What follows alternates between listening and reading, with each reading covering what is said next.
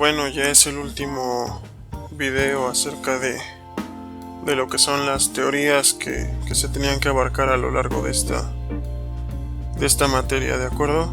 Ya después vamos a tocar otros temas que tienen que ver más con tecnología, pero pues vamos a finalizar con lo que es la teoría de Frankfurt y la teoría crítica. La verdad es que la verdad es que me ha gustado bastante estar haciendo estos videos, porque creo que como se los he comentado, así como yo soy quien les da clases, también uno aprende bastante en ese proceso, ¿no? Me gustaría, lo estoy comentando en este video a pesar de que todavía no acabamos la materia, porque es el último video que vemos teoría así como más dura, ¿no?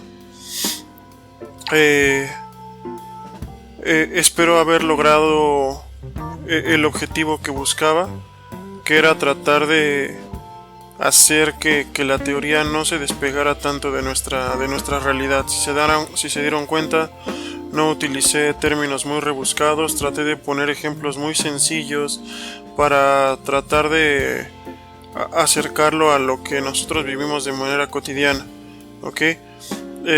También en este caso pues va a ser un poco más evidente, tal vez porque son teorías más recientes, ¿no? del siglo XX.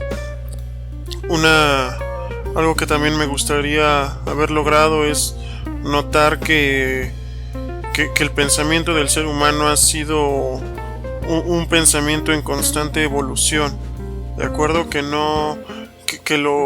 las ideas no están terminadas, tanto en la ciencia social como en las ciencias duras, las ciencias naturales. Las ideas no están terminadas, siguen en constante avance. Es por eso también que en ningún momento cerré como que los temas de manera, digamos, muy conclusiva, ¿no? Todos los temas, si se dieron cuenta, los dejé muy abiertos, como pues aquí dejo las ideas, vayan ustedes siguiendo el camino, ¿no? de la idea, hasta pues donde ustedes quieran llegar, ¿de acuerdo? Entonces espero haber logrado espero haber cumplido con este objetivo, ¿no? 1, ver que las teorías no están terminadas. 2, que las teorías se complementan. 3, que surgen por la necesidad también, ¿no? Esto lo vamos a notar más ahorita. Y 4, y lo que más me interesa, es que ustedes puedan acercar esta teoría a su vida cotidiana. Y ya para cerrar con el quinto objetivo, ¿no? Sería que ustedes también haber generado en ustedes algún interés por ampliar estos temas, ¿no? Y cómo buscaba generar este interés. Bueno, pues a través del poner en evidencia las teorías, o en la práctica cotidiana de nuestra vida, las teorías que vimos aquí en esta materia, ¿de acuerdo? Vuelvo a comentarles.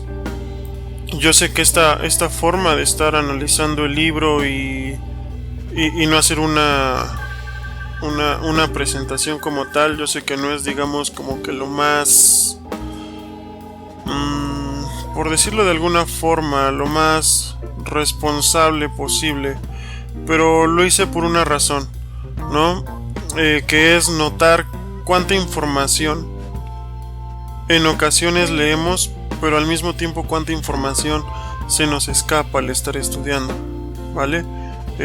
O sea, creo que si nosotros lo leemos así nada más porque sí, no vamos a encontrar muchas ideas. Sin embargo, cuando nosotros empezamos a analizar todos estos temas e irnos adentrando en los diferentes apartados, en los diferentes marcadores gráficos, ¿no? Nosotros vamos a encontrar más y más y más información y podemos ir viendo cómo se va hilando toda esta información. También eso, ¿no? Me gustaría que ustedes alcancen a notar que todos los temas los fui tratando de encadenar uno con el otro, ¿vale? Y pues bueno, vamos ya a comenzar luego de este largo preámbulo de casi 6 minutos con lo que es la escuela de Frankfurt y la teoría crítica. Bueno, cuando habla de la escuela de Frankfurt no es como decir una escuela en sí, sino que se refiere a un grupo de pensadores, ¿no? De filósofos, de sociólogos que se dedicaron a analizar ciertas características de la realidad durante el siglo XX. ¿Ok? Tienen que ver mucho con la cuestión marxista que habíamos visto ya, y también con una cuestión teórica. En esta materia no abarcamos la cuestión, con una cuestión histórica, perdón. En esta materia no abarcamos como tal la cuestión histórica porque estamos tratando de las teorías sociales.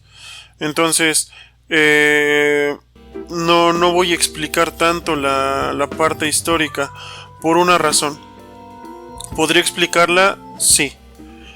No lo voy a hacer por la simple razón de que me gustaría que ustedes notaran la importancia, ¿vale? Que notaran la importancia de conocer temas históricos para poder comprender la teoría, ¿de acuerdo? Para que yo pueda comprender la teoría necesito adentrarme en el desarrollo histórico, ¿vale? Para ver cómo fueron surgiendo las ideas, cómo las ideas se ven marcadas por las condiciones materiales y al mismo tiempo las condiciones materiales se ven marcadas por las ideas. No sé, como jugando ahí un poquito con los términos o con las teorías marxistas y las teorías y la teoría comprensiva, ¿de acuerdo? Entonces, más que nada por eso no voy a explicar en demasía la parte histórica, ¿vale? Para que ustedes se den cuenta de la importancia que tiene. Y aquí quiero hacer énfasis en algo. Quizá no sea lo más aceptable en términos generales para quien me escuche el hecho de que no voy a explicar esos temas. Pero recordemos que estamos aprendiendo con el objetivo de generar individuos autónomos, que ustedes puedan también aprender por su cuenta. Uno les da la guía hasta cierto punto, pero ustedes también tienen que buscar las formas de llegar a esos contenidos. Obviamente, si ustedes me dicen, oye, ¿sabes qué libro puedo checar? Claro que se los puedo decir. Oye, no entiendo este tema, no entiendo qué sucedió durante este periodo histórico, ya lo investigué, leí tal libro, ¿me puedes explicar? Claro que lo podemos hacer, pero también necesitamos, y creo que más en la actualidad, una conciencia crítica dentro de los alumnos, ¿ok? No nada más alumnos que cumplan con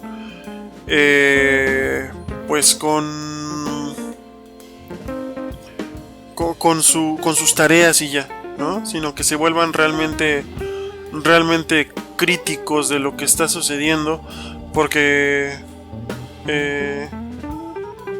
digamos que haciendo referencia al proverbio chino, estamos viviendo tiempos interesantes, ¿no? Estamos viviendo tiempos interesantes, están sucediendo un montón de cosas y el hecho de que no tengamos teoría, pues sí nos limita bastante nuestro análisis y también en nuestra forma de ver el mundo. Pero bueno, ahora sí ya me aventé otro preámbulo de otros 5 minutos. Se desarrolla esta teoría en el siglo XX, ¿vale? En Alemania, ¿de acuerdo? Sus autores están asociados, como ya lo comentaba, a la tradición marxista, la teoría marxista de la historia. Es decir, están muy apegados a la idea de la lucha de clases, ¿vale? Eliminar las clases sociales para llegar a una sociedad más justa. Es algo importante.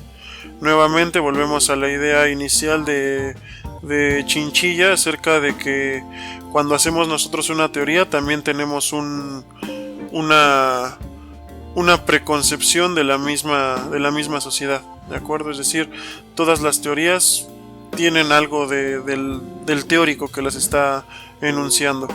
Tenemos como miembros de la Escuela de Frankfurt a Max Horkheimer, Theodor Adorno o Herbert Marcuse, entre otros, ¿no? También tenemos aquí a Walter Benjamin, George Lukács, ¿no? Y también bueno, ahorita hablo del otro autor. Aquí nos dice cuándo surge la Escuela de Frankfurt, ¿no? Vemos que no es una escuela como tal, es un grupo de intelectuales neomarxistas, es decir, toman ideas de Marx, ¿vale? Y surge en el Instituto para la Investigación Social en Frankfurt, Alemania, en 1923 por Max Horkheimer, uno de sus integrantes, ¿de acuerdo? Aquí, si se dan cuenta, subrayé de color verde.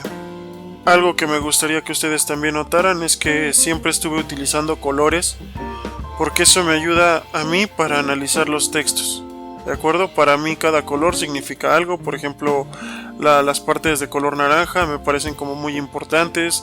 Cuando subrayaba de color amarillo era así como, es importante, pero no es un conocimiento tan sólido, es más como una explicación.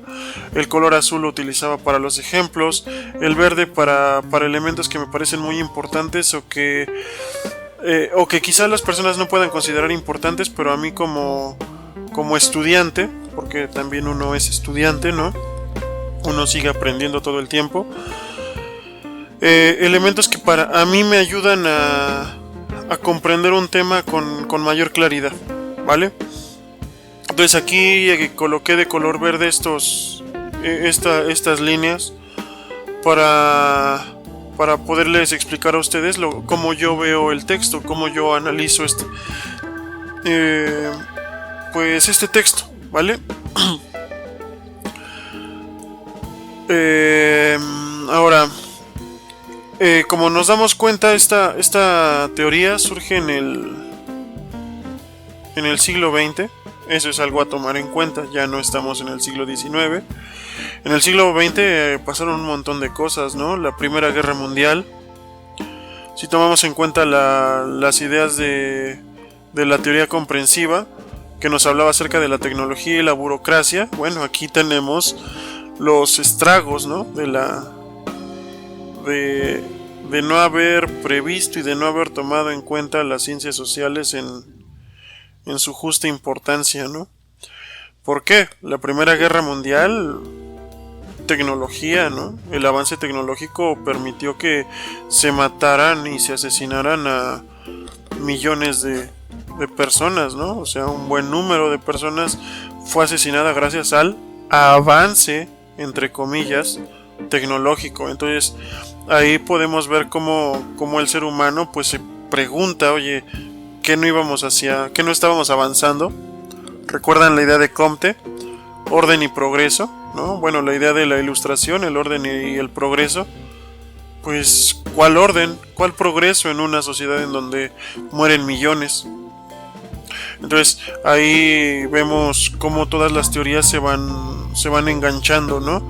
Y como unos teóricos, digamos, imagínense ustedes, están estudiando unos temas y les dicen que esos temas son la verdad absoluta, la verdad última, es lo nuevo, lo novedoso, y de repente les enseñan eso y ustedes se dan cuenta que el mundo no funciona tal como les dice la teoría. Bueno, pues tenemos dos opciones, ¿no? Y eso lo estoy diciendo como en una forma indirecta, ¿no? Tenemos dos opciones cuando analizamos la teoría. Una es quejarnos, la otra es hacer teoría, ¿vale? Hacer teoría, o al menos, si no hacemos teoría, también una parte importante es ser agentes sociales, ¿no? Eso me parece lo más útil en una sociedad, ¿no? Pero bueno, estos teóricos vivieron en el siglo XX, vieron esas masacres, ¿no? Pero también, y es por eso que les digo que es importante la historia, en la teoría marxista hizo que en Rusia se estableciera un régimen de tipo socialista, ¿no? Que fue la Unión de Repúblicas Socialistas Soviéticas, alias la URSS, ¿no? Por decirlo de alguna manera. La URSS, mejor conocida de ese modo. Y lo que llama la atención es que países como los que participaron durante la Primera Guerra Mundial utilizaron tecnología en gran medida, ¿no? Tanques, ametralladoras, o sea, gran parte del intelecto humano se dedicó a la tecnificación de la violencia. Tecnificación de la violencia, me gustó ese término. En el otro lado, en la Unión Soviética, se lleva a cabo un proceso de burocracia. Entonces, si se dan cuenta, ahí tenemos dos elementos de la teoría comprensiva, que es la tecnología, y tenemos también la burocracia. ¿De acuerdo? Tenemos esos dos elementos. Y bueno, las personas que vivían en esa época se dicen a ellos mismos, bueno, que no íbamos avanzando, que no era orden y progreso, que no se tenía que liberar el ser humano de las clases sociales y de las desigualdades. Las instituciones han permitido unas guerras y el ascenso también, porque no nada más pasó eso. También por allá por los años 30 estaba el fascismo y el nazismo en pleno ascenso, ¿no? Entonces, el fascismo y el nazismo se dan ¿por qué razones? Pues porque las instituciones lo estaban permitiendo. Entonces, imagínense todo eso en la cabeza de una persona que le enseñaron algo completamente diferente. Como les digo, a veces a nosotros nos pasa en las escuelas, en lugar de crear teoría y de actuar, pues a veces preferimos nada más, las escuelas no sirven, ¿no? Estos hombres no hicieron lo mismo. Estos hombres dijeron, pues ¿saben qué? Vamos a pensar porque tenemos que cambiar esto, ¿no? No nos podemos quedar así, hay que cambiar y hay que entender por qué se está permitiendo el ascenso del fascismo, ¿no? En Italia y el nazismo en Alemania. ¿Por qué se dio este proceso de tecnificación de la violencia? ¿Cómo es que la burocracia basada en la idea marxista derivó en un régimen que no permitía muchas libertades, ¿no? En el lado socialista, en el lado capitalista del mundo. Bueno, ¿cómo es posible que el individualismo y la búsqueda de mi propio bienestar me ha llevado a tal grado de violencia, ¿no? Eso es importante, creo que más en nuestros días, ¿no? En días en los que a muy pocas personas les interesa lo que le sucede al vecino. En épocas en las que desaparece gente y tal, parece que es de lo más normal del mundo. Es por eso que es importante la teoría, ¿vale? Para no mirar el mundo como si fuera un destino fatal al que hay que obedecerle y del que formamos parte y del cual no podemos escapar, ¿vale? Pero bueno, como les comentaba, lo que yo busco no es como tal explicar la teoría y decirles, surgió en tal fecha, ¿no? Fueron tales teóricos. No, mi objetivo es acercarla a nuestra realidad lo más inmediato que se pueda.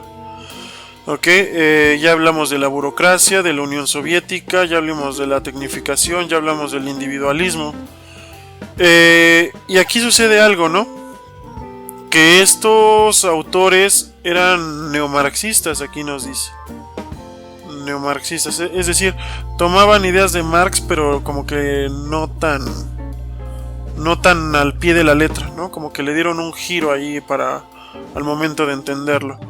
Entonces eso significa que hay ocasiones en las que también podemos tomar elementos de otras teorías y transformarlos, ¿ok? De hecho es así como se va dando el avance tecnológico, el avance científico, el avance técnico, a partir del uso del conocimiento anterior, ¿no?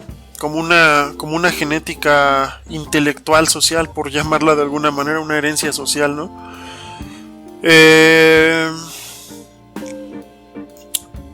Ellos critican a Marx, ¿no? Porque se dan cuenta que en la Unión Soviética se aplicaron sus ideas y terminó en ¿qué? Les acabo de decir, en una burocracia, ¿no?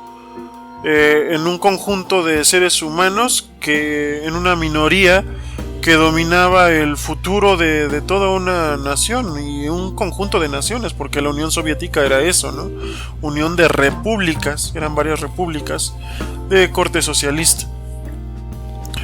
Esto después de la Revolución de Octubre, liderada por Lenin, luego de la revolución llamada por el mismo Lenin burguesa de Kerensky, ¿no?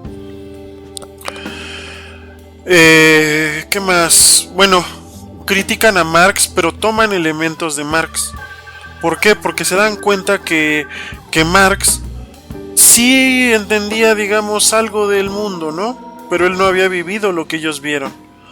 Entonces, les pareció que Marx había vivido una fase de desarrollo del capitalismo muy diferente a la que ellos se estaban enfrentando. ¿Ok? Entonces ellos empiezan a tomar otras ideas. Y bueno, se basan bastante en las ideas del psicoanálisis de Freud y también de Kant. ¿De acuerdo? Kant, la verdad es que es un poco complejo explicarlo, al igual que Freud, pero me gusta, voy a tomar más en consideración las ideas freudianas, porque Freud empieza a estudiar al ser humano desde una perspectiva muy diferente a la que se le había estudiado, y es a través de la mente, ¿no? Se da cuenta Freud que además de la parte lógica consciente, ¿no? O sea, además del consciente, existía otra parte que era el inconsciente, ¿no? Y eso formaba, digamos, como que nuestro pensamiento, es decir, y al mismo tiempo nuestro pensamiento pues guía nuestro actuar. Ya lo vimos en las teorías anteriores. Entonces, decía Freud, digo, quien haya leído a Freud me va a matar por hacer una reducción tan simplista, pero digamos que los autores anteriores a Freud se habían basado demasiado en la razón, en el consciente, en lo que yo decido de manera consciente, ¿vale?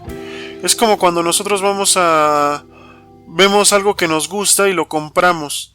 Nosotros creemos que decidimos de manera consciente, pero ¿por qué nos gusta? Tal vez nos trae algún recuerdo, o cuando rechazamos algo tal vez nos trae un mal recuerdo, que tal vez ni siquiera nos acordamos, pero sucede de manera inconsciente, ¿vale?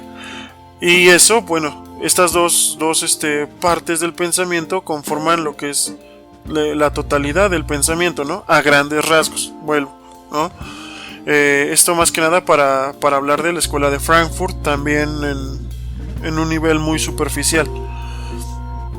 Me está gustando bastante esto de hacer videos. Quizá en algún momento hablemos de estos temas con mayor profundidad, pero ya totalmente dedicados a ellos. Entonces, el consciente más el inconsciente, pero todos los autores anteriores se habían puesto a estudiar únicamente el consciente. Entonces Freud se pone a estudiar el inconsciente, cómo funcionaba, ¿vale? Entonces, para estos nuevos autores, pues empiezan a tomar las ideas de Freud para analizar el comportamiento social, ¿vale? Estas teorías de mejor dicho, la teoría crítica de todos estos autores, lo que buscaba era explicar el funcionamiento del capitalismo. Vuelvo, lean Los bienes terrenales del hombre, los primeros capítulos, y pueden todo mejor.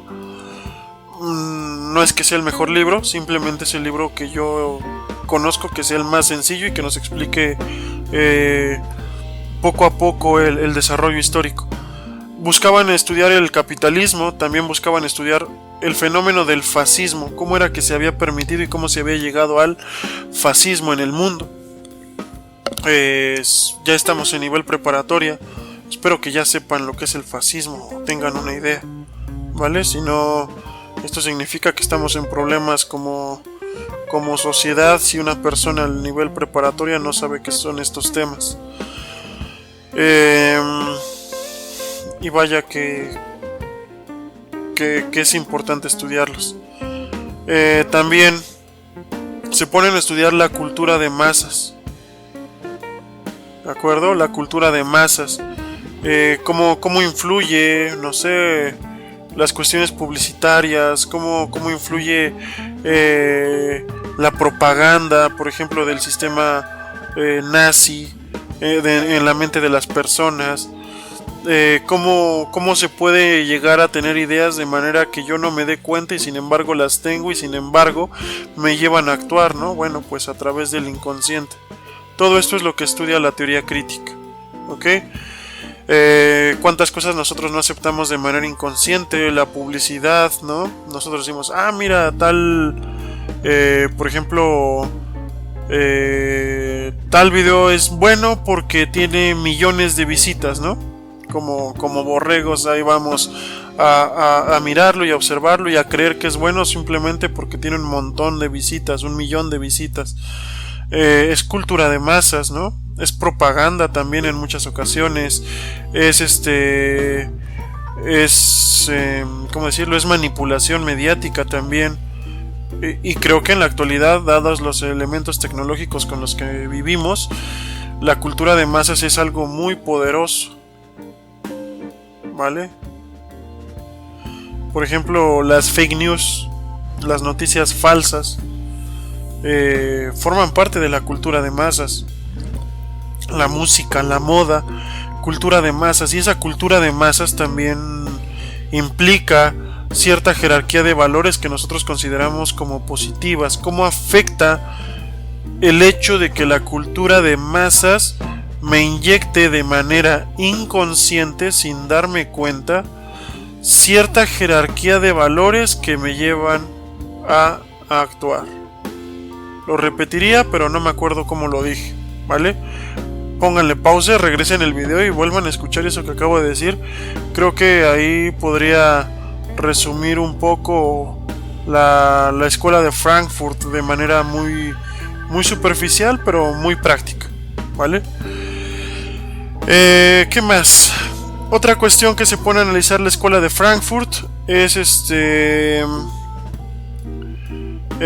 principalmente, o mejor dicho, por Habermas o Habermas, es la teoría de la acción comunicativa. Aquí me gustaría que hagamos un poquito de memoria a la forma en la que les he estado explicando a lo largo de estos videos. No crean que nada más elijo la forma de explicar así como que al ahí se va, o a veces si se dan cuenta digo, aquí no estoy muy seguro, o creo. Tiene una razón metodológica el hecho de hacerlo así. También tiene una razón metodológica el hecho de que los deje con dudas, ¿vale? Recordando un poco, no se me pierdan. Voy a hablar posteriormente de la teoría de la acción comunicativa, pero quiero poner ejemplos prácticos y que si ustedes siguieron todos los videos van a poder comprenderlo un poco mejor. A lo largo de los videos los dejé con dudas, ¿no? Dejé temas incompletos, porque por ejemplo uno como parte integrante de una escuela, como profesor, forma parte de una institución. Y habíamos quedado que las instituciones también tenían la característica de permanecer en el tiempo y uniformar comportamientos. ¿De acuerdo? Entonces es por eso que yo dejo dudas, es por eso que yo los mando a buscar información. Les digo, busquen tal cosa, váyanse al apéndice, no voy a explicar esto, investíguenlos, les resuelvo dudas, porque entiendo que las instituciones llegamos a uniformar el pensamiento de las personas. Y la verdad es que a mí no me gustaría que ustedes, como mis alumnos, terminaran todos uniformados pensando exactamente lo mismo que yo. ¿Vale? ¿Por qué? Porque dentro de su mente, tal vez para ustedes, el espacio simbólico en el que nos desenvolvemos, que es la escuela, fíjense cómo estoy utilizando ya los términos de las teorías. El espacio simbólico hace que uno como profesor tenga la característica de ser, ¿qué cosa? El que sabe, ¿no? Es un espacio simbólico, más allá del espacio geográfico del salón. A veces quien explica tiene esa aura de, mira, esta persona todo lo sabe. Y yo no quiero que caigan en eso. Yo quiero que ustedes se vuelvan personas críticas. Es por eso que siempre los dejo con dudas, a que busquen para no uniformar su pensamiento. En otras ocasiones, digo, si llegaron a poner atención, también dije, esto es mi opinión. O también les llegué a decir, aquí no me meto, ¿no? Como diciendo, ese tema lo dejo de lado. ¿Por qué? Porque son temas en los que yo iba a dar mi opinión o en los que la di, pero traté de hacerle evidente para que ustedes vieran que no era parte teórica como tal, ¿vale? Sino una parte de opinión que no es tan objetiva. Es por eso que lo hice, no por otra cosa, ¿vale? Pareciera a veces que dejo las cosas a medias, pero no, tiene una concepción teórica detrás. Y todo esto para terminar y explicar a este filósofo y la teoría crítica y la teoría de la acción comunicativa. ¿Por qué? Porque la teoría de la acción comunicativa nos dice que siempre, ¿no?, en la interacción entre las personas existen significados precisos que esperan ser comprendidos por los demás agentes. Y vuelvo, si se dieron cuenta, a lo largo de los videos, también les decía, esta palabra no quiero que la entiendan de esta forma, esta palabra significa tal cosa. O también les dije, esta palabra, se las voy a explicar, pero también búsquenla, ¿no? Como la palabra cliché que utilicé en algún momento. O también me fui al diccionario a buscar qué significaba. ¿Para qué? Para que los significados de lo que yo estaba diciendo y lo que ustedes estaban entendiendo fueran los mismos o al menos muy parecidos, ¿vale? ¿Por qué? Porque cuando yo me comunico con ustedes, para poder tener una buena comunicación, lo que se necesita es que las dos personas, las 3, 4 personas que están participando del diálogo, comprendan o compartan los mismos símbolos, los mismos significados, ¿vale? También, eso con respecto a los significados, es por eso que lo hacía. Luego, otro punto, las estructuras asimétricas. Con respecto a cuando yo decía, esto es una opinión, o aquí yo no me meto, o aquí investíguenle, era porque yo no quería caer en estructuras asimétricas, ¿de acuerdo? Es decir, relaciones de poder. ¿Por qué? Porque un profesor, aunque ustedes no lo crean, tiene un poder demasiado grande. Por eso siempre hay que dudar de los profesores, y por eso los profesores a veces se sienten todopoderosos porque califican y tienen el poder de reprobarnos o de aprobarnos. Entonces caemos en relaciones de poder, y esas relaciones de poder nos las otorgan pues los entornos en los que nos desenvolvemos, incluso las instituciones mismas. Fíjense cómo podemos estar ya relacionando diferentes ideas como la de la teoría comprensiva, ¿ok? Y bueno, esas estructuras asimétricas también generan distorsiones comunicativas. Entonces era por eso que yo siempre hice evidente cuando yo creía algo, cuando yo no quería dar mi opinión ni quería meterme en temas un tanto espinosos. ¿Puedo hacerlo? Sí, pero no quería crear estructuras asimétricas y tampoco quería que los significados fueran malentendidos, porque también uno conoce ciertas palabritas con las cuales se puede manipular a las personas, y yo lo que quiero es que ustedes aprendan a diferenciar ese tipo de palabras, ¿vale? Como avance, progreso, evolución, desarrollo. Fíjense cómo todas esas palabras que acabo de decir nos parece como que todo eso es positivo, y ya vimos que no necesariamente los cambios, lo que lo consideramos positivo, no siempre son positivos, ¿no? Dependiendo de cómo lo estemos mirando y dependiendo también de las teorías. Bueno, eso con respecto a la teoría de la acción comunicativa de Habermas o Habermas o como se pronuncie, ¿de acuerdo? ¿Qué más? Bueno, ya para terminar, aquí nos habla del neomarxismo, lo que les platicaba hace un momento. Y ya para terminar, pues un breve resumen, ¿vale?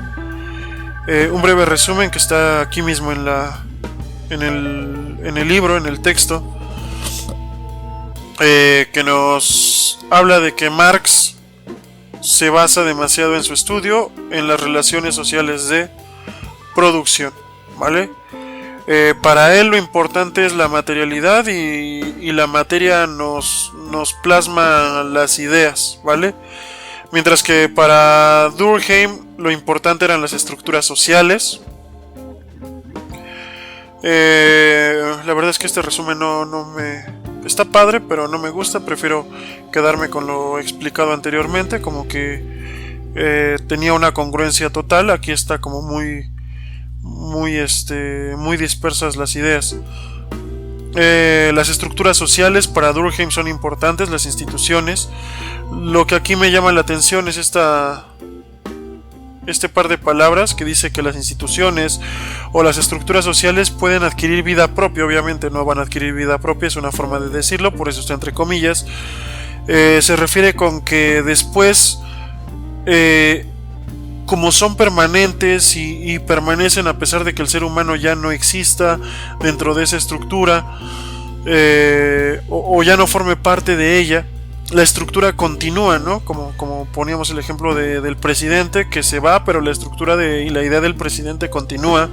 Es decir, la estructura misma ya cobra una vida, ¿no?